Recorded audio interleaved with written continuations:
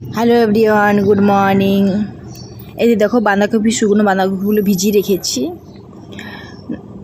আর তোমার এদিকে আলু কেটে রেখেছি বাঁধাকপির জন্য, পেঁয়াজ আদা রসুন রেখেছি, আর ঢ্যাঁড়স আলু আলাদা করে রেখেছি, বেগুন দিয়েছি ওর সাথে।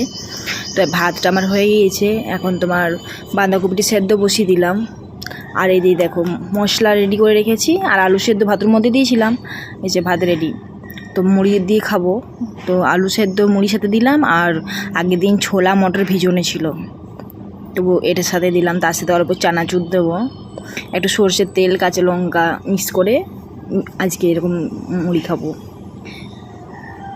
এখানে মুড়ি সেরকম মানে জুত করে না খেলে এখানে মুড়ি ভালো লাগে না, আমাদের ওখানকার মতন টেস্ট নয়। আর শেষে ডিম ভাজা করেছিলাম, ঢেঁড়স আলুর তরকারি করেছিলাম, আর ওই যে বাঁধাকপি, শুকনো বাঁধাকপি তরকারি রেডি হয়ে গেছে, আর ওদিকে ভাত হয়ে গেছে। চলো খাওয়া দাওয়া করি। তো দেখো খেতে বসে গিয়েছি খাবার নিয়ে, আর এখন মেয়ের আমি খাবো। তো ডিম ভাজা আর ঢেঁড়স আলুর তরকারি তোমাদের বললাম। তো তো চলো খেয়ে নিই। আর এই দেখো বিকেলবেলা আজকে মাংকি এসছে, দেখতে পাচ্ছি কী সুন্দর বসে আছে। আরেকদিন এসছিল, তো তখন আর কাছে আর যায়নি ভিডিও করতে ভয়ে। তো আজকে কি সুন্দর বসে আছে, ভালো লাগছে। আর এখানে খুব একটা দেখাও যায় না, পাহাড় দিকে দেখা যায়, তো এই শহরে এতটা দেখা যায় না। তো আমার বাড়িতে এসেছিলো, খুব ভালো লাগছিলো। দেখো কি সুন্দর না।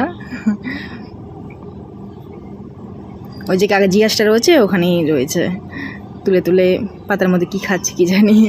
তো ওখানে রয়েছে, আমি একটা আলু দিলাম তো খেলো না। আর এখানে দেখো টগর গাছটা কত পরিমাণে ফুল ধরেছে, প্রচুর ফুল ধরেছে। আজকে 9-10টা ফুল ফুটেছে। আর সত্যি ফুল ফুললে আমার মনে এমনিতেই ভালো হয়ে যায়।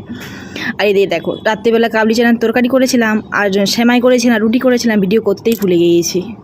তো তোমার খাওয়া দাওয়া হয়ে গিয়েছে, আর অল্প ছিল যেটা বেঁচে গিয়েছে, তো রুটি করেছিলাম। ব্লগটা কেমন লাগলো অবশ্যই কমেন্ট